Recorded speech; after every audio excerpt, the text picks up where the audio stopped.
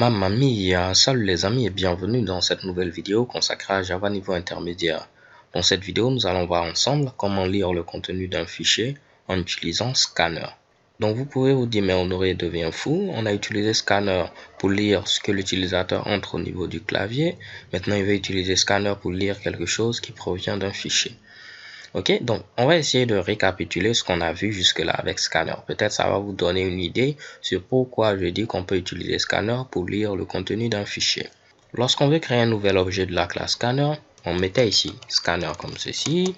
Je l'appelle ici Scanner et je mets ici New Scanner. Ok, et entre parenthèses, on mettait system.in comme cela. Et je vous disais que system.in permettait de définir l'entrée standard. Et l'entrée standard, c'est tout simplement le clavier. Si je clique à ce niveau, je vais tenter de descendre. Vous voyez, pour system.in, on nous dit que c'est le flux d'entrée standard. Et on nous donne d'autres détails pour nous dire que typiquement, ce flux-là correspond à une entrée provenant du clavier ou n'importe quelle autre source qui a été spécifiée par l'environnement hôte ou par l'utilisateur. Ok?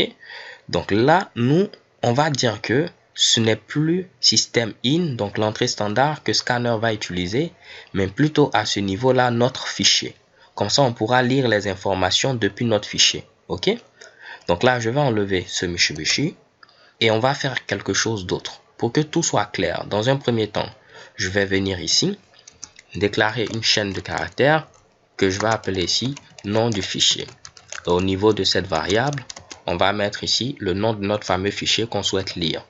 Donc, j'ai modifié un peu le fichier cool.txt pour mettre ce contenu-là. Vous voyez, je suis la ligne 1, je suis la ligne 2, je suis la ligne 3, je suis la ligne 4, une ligne vide, je suis cool, je suis vraiment père et j'aime Java. Ok? Donc là, où se trouve le fichier cool.txt? Il se trouve au niveau de Files, Momo, et il a pour nom cool.txt. Donc, je mets ici Files, /Momo, /cool.txt. Ok? Maintenant, ce que je vais faire, je vais créer un nouvel objet de la classe File. Je vais mettre ici File. Je mets ensuite File et je mets New File. Et entre parenthèses, comme paramètre pour ce constructeur-là, je vais passer le nom du fichier et je rajoute un point virgule. Donc, je vais faire un CTRL-SHIFT-O afin d'importer ici toutes mes classes. Donc, j'importe Java utile et j'importe java.io.file. Première des choses que vous pouvez remarquer à ce niveau-là, c'est quoi? Cette fois-ci, ce file que j'utilise, il ne provient pas du paquet Java NIO. Il provient du paquet Java IO. Je vous ai dit que cette API-là, elle était disponible depuis Java 1.0. Donc, pour créer un objet de cette classe file, on met ici New File et on précise ici le chemin menant à notre fameux fichier. Et ici, c'est Files, Momo, cool.txt, comme vous pouvez le voir au niveau de l'arborescence. Maintenant, au niveau de Scanner, par défaut, nous on mettait system in, n'est-ce pas? Cette fois-ci, on va dire que tu vas lire l'information depuis le fichier. Donc là, vous avez vu que j'ai rajouté file. Ok? J'ai une erreur, on va la résoudre dans quelques instants. Mais là, il faudrait que ce soit clair. Comme vous avez vu, on a créé un nouvel objet de Scanner, mais on a dit que l'entrée maintenant, ce sera notre fameux fichier. Donc, je vais mettre ici in pour signifier l'entrée. Je peux survoler ceci, on me demande de rajouter un bloc try-catch parce que ce bloc-là peut lever une exception de type file not found exception. Donc si le fichier n'a pas été trouvé, on va lever une exception de ce genre-là. Donc je peux mettre un try-catch, mais ce que je vais faire, comme on a eu à le faire jusqu'à présent, donc ma machine est très lente comme vous avez pu le remarquer, ce que je vais faire plutôt, c'est mettre ici throws directement au niveau de ma méthode main. Ok? Comme ça, on peut se concentrer sur ce qui nous intéresse. Donc là, cette exception-là, elle sera levée si, par exemple, notre fichier n'existe pas. Pour l'instant, on a notre fichier cool.txt qui existe. Donc, si je lance l'exécution de ce code, je vais tenter ici de mettre la console. Vous voyez que rien ne s'affiche. Par contre, si je mets un fichier qui n'existe pas, par exemple cool.tt, vous allez voir que l'exception file not found exception sera levée. Et vous voyez chez Kibom, java.io, file not found exception. Et on nous dit que ce fichier-là, on ne le trouve pas. OK? Donc là, rien de bien compliqué. Ce que je vais faire, c'est remettre txt, relancer, on n'a plus d'erreur comme vous pouvez le voir. Je vais ensuite dupliquer et à ce niveau-là, on a un petit warning.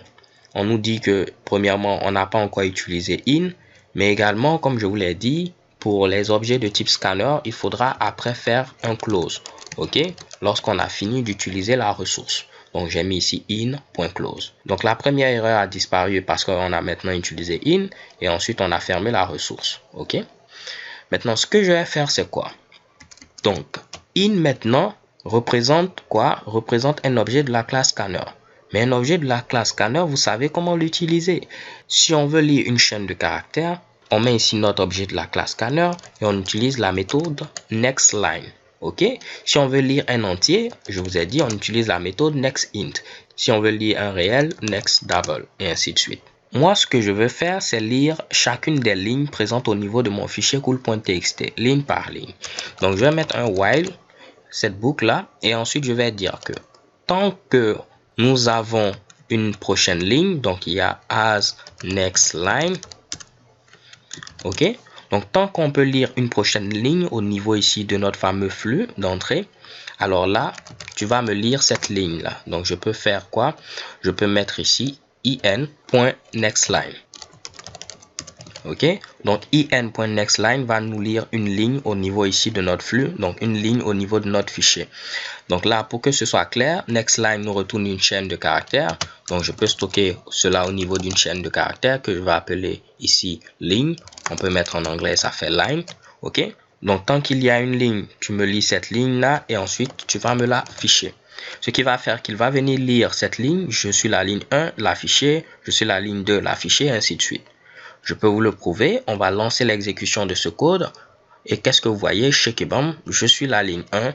Je suis la ligne 2, je suis la ligne 3, je suis la ligne 4 et même ma ligne vide est lue, ainsi de suite. OK? Donc là, pas de problème à ce niveau. On n'a pas eu de problème d'encodage. On a eu nos lignes qui ont été lues une par une sans problème. Donc les gars, j'espère que cela vous a permis de pouvoir voir à quel point Scanner est très puissant. Là, pour l'instant, on a juste utilisé nextLine. Je vous donne rendez-vous à la vidéo suivante où cette fois-ci, on va utiliser nextInt. Peut-être cela va vous permettre de pouvoir voir à quel point notre scanner est vraiment puissant. Donc, juste pour terminer, ici, vous avez vu que j'ai mis ici ce chemin comme cela. Mais on peut supposer que j'ai un fichier au niveau d'un dossier. Je vais par exemple ici créer un fichier test.